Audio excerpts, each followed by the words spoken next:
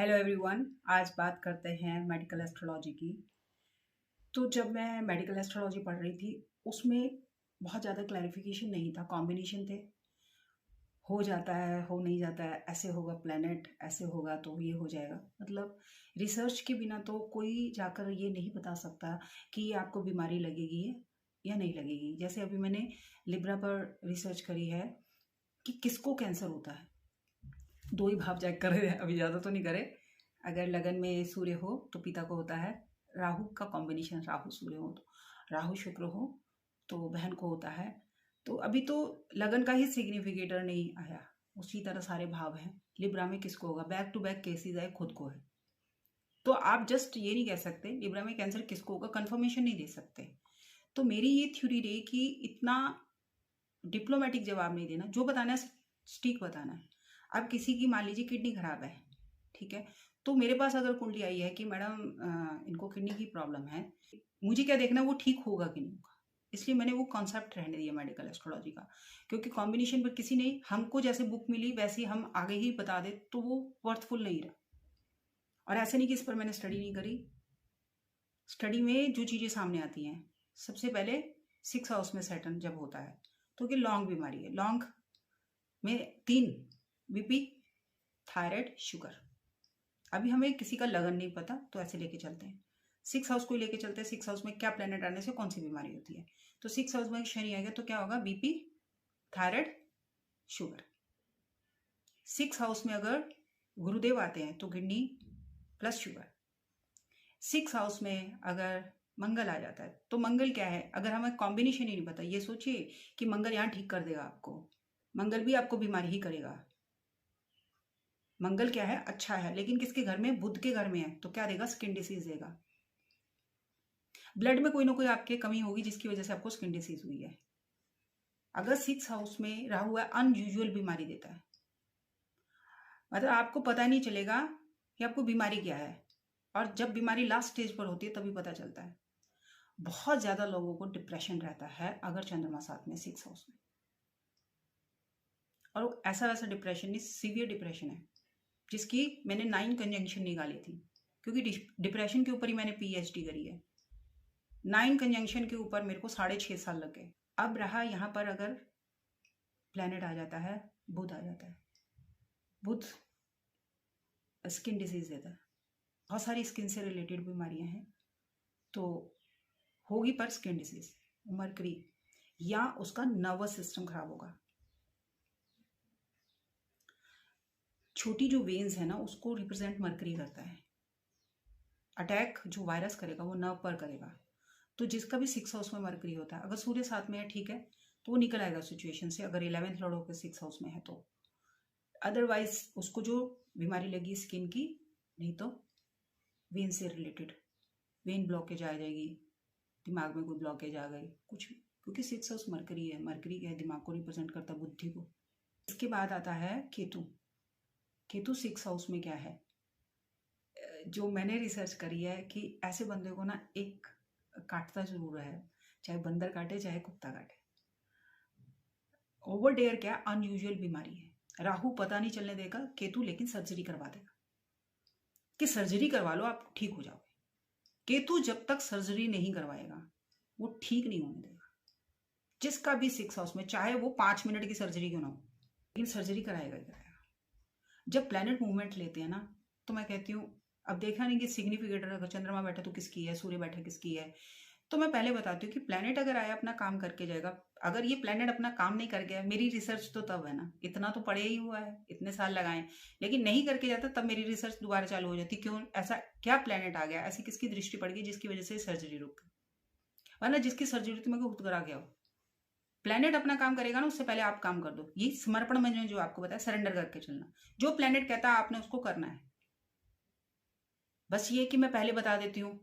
और कोई भी क्लाइंट ऐसा होता है ना कि हफड़ा दफड़ी नहीं करता, ना ज्यादा पैनिक होता है, मैं कहती हूँ नहीं प्लेनेट आया है तो करके जाएगा, और ये प्रोडिक्शन मैं पहले करके चलती हूँ, ये होने वाला है, पैनिक होने की जरूरत नहीं, चुपचाप ये डॉक्टर पे जाइए, इलाज कराइए। ये मैं कब बोलती हूँ, जब जीवात्मा से राहु ट्रांजिट होता है या केतु ट्रांजिट होता है, कि ये सीरियस मैटर है। ये वो वाला नहीं कि उपाय से टल जाए, इस पर आपको डॉक्टर पे, वैसे भी डॉक्टर पे जाओ, काय के लिए उसने इतनी पढ़ाई कर रखी है, लेकिन नहीं, लोग पैसा बचाते हैं ना, पैसा निकालता ही आपका शनि है, इसलिए तो 6 हाउस में मिला। अगर सूर्य 6 हाउस में है तो डिसीज क्या आती है कि हार्ट से रिलेटेड डिसीज आती है। सूर्य किसका, दिल, हार्ट अगर आता है ना बच्चे के अंदर, तभी वो कहते नहीं जीव आईवीएफ सक्सेसफुल है जब धड़कन आ जाती है। तो ये दिल है ना, रिप्रेजेंट किसको करता है, सूर्य। तो सूर्य अगर 6 हाउस में है तो किसकी सर्जरी होगी, अगर पिता है तो पिता की है, लेकिन किसकी सर्जरी करवाएगा, हार्ट की। आपका कॉम्बिनेशन पर ध्यान नहीं होना चाहिए कि कौन सा प्लेनेट कौन सी सर्जरी कराने आया है, आपका फोकस ये होना चाहिए कि रिकवरी कब है, वो उसको बता के चलो। आजकल तो रिकवरी का मतलब क्या है कि इतने महीने आपने सेवा करनी है, जिसकी मैं डेट बताती हूँ कि इतने महीने ये बंदे की सेवा करनी है। अभी किसी का लिवर ट्रांसप्लांट हुआ था, तो ऐसा नहीं कि हम 3 साल से सोच नहीं रहे, कभी लिवर डोनेट करना है, क्योंकि बहुत सारे रूल्स फॉलो करने पड़ते हैं। तो भी मैंने कहा नहीं, जब गुरुदेव ट्रांजिट होंगे टॉरस से, टॉरस में उनका राहु बैठा था, मैं कहा नहीं, जान को खतरा है, इससे पहले हमको करवाना है ये लिवर ट्रांसप्लांट। और हो गया। उसके बाद मैंने कहा ये अब 1 साल इनकी केयर करनी है, 15 मई तक, 15 मई 2025 तक। पहले बता के चलो, इसलिए नहीं वो सरप्राइज हुए, उनको पता ही सब मैडम ने बता ही रखा, ये होना है तो होना है। लेकिन क्या है, उनको कितना ध्यान रखना है, जिस जिसकी भी सर्जरी, मैंने कहा अब इनको कितनी केयर की जरूरत है, ये टाइम पर इनको केयर की जरूरत है। इतना 1 साल आपको सेवा देनी है। यहाँ तो सेवा के नाम से ही लोग क्या करते हैं, अरे कौन सर्जरी कराएगा, वो सामने वाला और तबीयत खराब, उस समय तो वो होश में होता, अपने लिए खुद भी एफर्ट डालेगा। जो वो बिल्कुल ही चला जाता ना, तो फिर वो आते आ रहे मैडम देखना रिकवरी है कि नहीं, और डेट उनके पास होगी, इस समय पर करानी है। जब ये पता चले कि जेमस्टोन से कुछ हो जाएगा, नहीं पूजा पाठ से हो जाएगा, पूजा पाठ पर वो 70-80 हज़ार रुपये खर्च कर देगा, इलाज पर नहीं करना। अभी तो मैंने बहुत कुछ देखा गांव के अंदर, वही सब चलता है जो पहले था, कुछ मत समझिए कुछ चेंज हुआ है, वही सब है। लेकिन मेरा काम है आपको यथार्थ बताना कि अगर कोई प्लेनेट मूवमेंट ले रहा है, ये जन्म की कुंडली है, आज प्लेनेट कहाँ गोचर हो रहा है ये देखना बहुत है। और तीनों दिग्गज प्लेनेट हैं, जुपिटर, शनि और राहु। जुपिटर एक साल में चेंज हो गए, राहु 18 मंथ में, शनि 2.5 साल में चेंज होते हैं, और इन्हीं पर अब पूरी थ्योरी निकलती है। बाकी छोटे छोटे मूवमेंट्स हैं वो इवेंट को ओके करने के लिए, उसके कॉम्बिनेशन कहाँ पड़े हुए हैं, केपी में। सारी थ्योरी आपको समझनी है मेडिकल एस्ट्रोलॉजी की। सीवियर क्या है, 6-8 फर्स्ट 6-8 जब कॉम्बिनेशन बनता है तो ये क्या है, डिप्रेशन है, अपनी टास्क को वो हैंडल नहीं कर पाया। और मेन क्या है, महादशा और अंतरदशा जब ये बनाएगी, कौन सा प्लेनेट मूवमेंट ले रहा है, कौन सी बीमारी आ रही है। तो कोई लोग अरे लगता है आपको ये बीमारी होगी, लगता है पे अटक जाते हैं। मैंने कहा मुझे अपनी होशियारी दिखानी, आप प्रॉब्लम बता दो, मैंने जो बताना होता 10 मिनट में बता के बोलूँगा, अब क्या नहीं, उस समय क्या, वो इतना परेशान आता है बंदा, उसको उसके क्वेश्चन का जवाब दो बस। खाली थीसिस हाथ में रखने से ज्ञान नहीं आ जाएगा, उस पर रिसर्च किसी ने नहीं करी।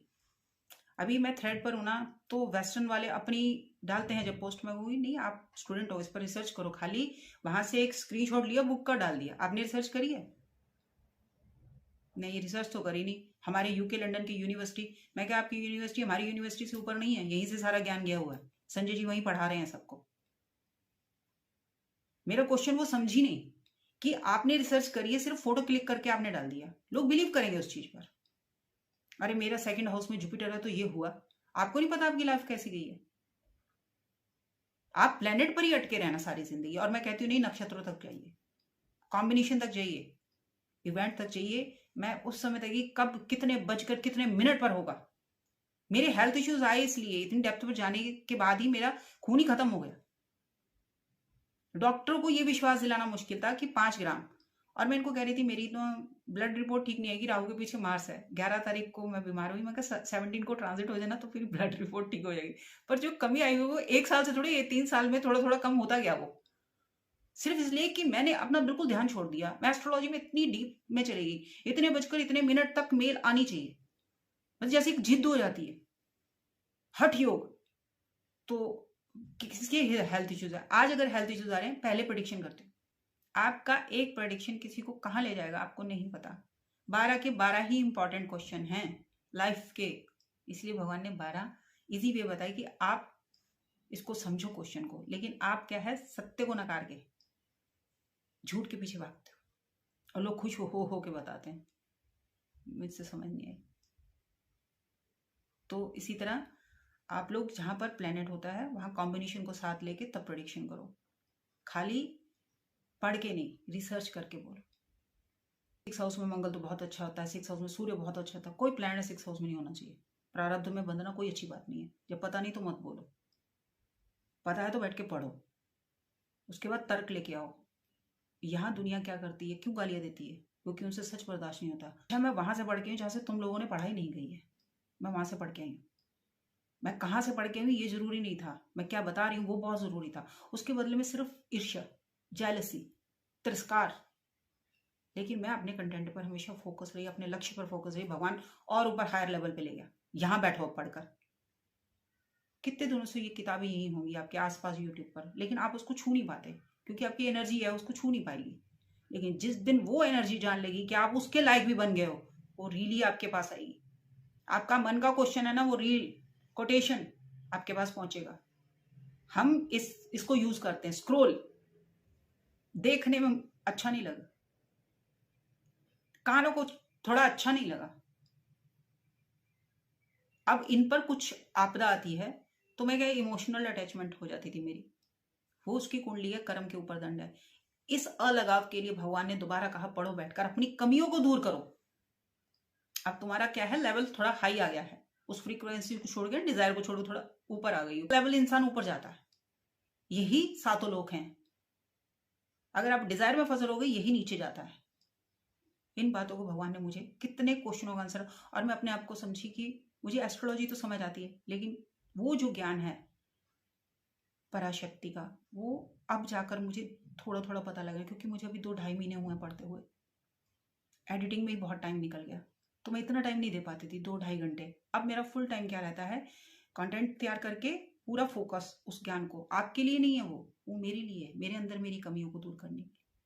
आपको तो आपका क्वेश्चन का आंसर मिल गया, आपने मेरी वीडियो को गैलरी में छोड़ दिया, बस। बहुत चेंजेस आते हैं आपके लाइफ में, लेकिन आपने उसको तुच्छ समझा तो आपकी जिंदगी उन्हीं चीजों के पीछे भागते हुए निकल जाएगी। एक दिन आप फिर फोन करके पूछोगे देखना हमारी जिंदगी में क्या हो रहा है।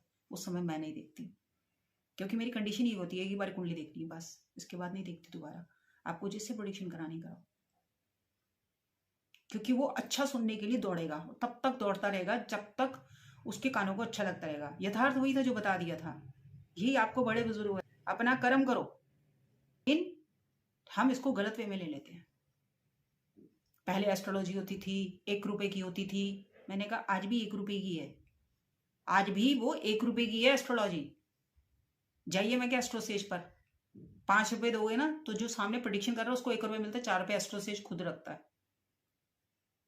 पहले तो पंडित लोग मतलब खुद अपनी इनकम तो चाहिए, सामने वाले का ज्ञान को वो आंकना शुरू कर देंगे। वो काय के लिए ले रहा है, इस सर्वाइवल के लिए ले रहा है, आपको लूटने के लिए नहीं। लेकिन सोचिए अपना वीक पॉइंट आपने खुद दे दिया उन लोगों को, अब क्या होगा। उसी वीक पॉइंट को उन्होंने डर के रूप में पैदा किया और डर से आप लोगों ने पैसा निकाला कि आप अब बच जाओ। ये क्या है, नेचर है जो भेदभाव नहीं करती है, सबके लिए दंड एक ही है, सब इसी शक्ति से हो और सबका दंड एक ही है। इसीलिए कुंडलियां बनती हैं और भाग भाग के वापस से आप देखते हो वहीं आगे जहां से आप चले थे। तो पिछली बार मैंने काफ़ी लोगों को बोला अनसब्सक्राइब करने के लिए, तो आप लोग जो भी मेरी वीडियो नहीं सुनते उसको अनसब्सक्राइब करने के लिए बोला है। Thank you so much. तो इसी तरह आप सत्य से जुड़ें। अगली बार मिलते हैं एक और सच के साथ।